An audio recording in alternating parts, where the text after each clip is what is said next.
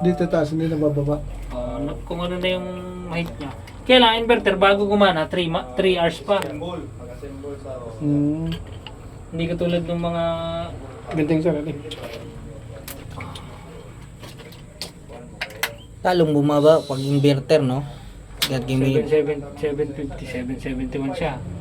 Pansin nyo tumaas yung current, yung ampere niya. Bakit tumaas yung ampere? Kasi may sariling ampere ang device. Ang binabasa na ampere niya sa device na. So ibig sabihin, yung iba pag kinumpute yan, tumaas ang ampere, bumaba ang wattage, sala na. Yung mga electrical engineer natin, pag kinumpute yan, sala na. Sala na sa Ohm's law. Kaya nagko-question sila. Kaya nagko-question sila, paano nangyaring napababa yung wattage, tapos tumaas ang current.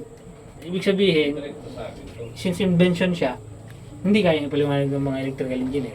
Kasi nga, may invento sa loob na parang mga fluorescent lamp, kung paano sila ginawa, paano siya na-invento, dati hindi pa mapaliwanag. Ngayon, napapaliwanag na kasi nga, na-invento na.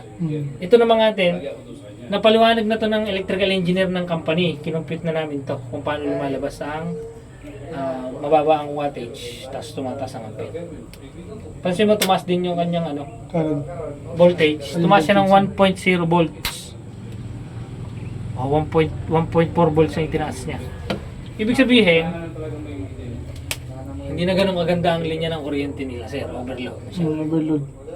Nag-overload na siya kasi yung current, ang capacity ng kanyang wiring, nagagalaw na yung voltage. Kasi dapat hindi magbago ang voltage. Ayan o, konti lang, 0.5, 0.4. Dapat hindi magbabago ang voltage. Kaya nagbabago ang voltage at tumataas, ibig sabihin,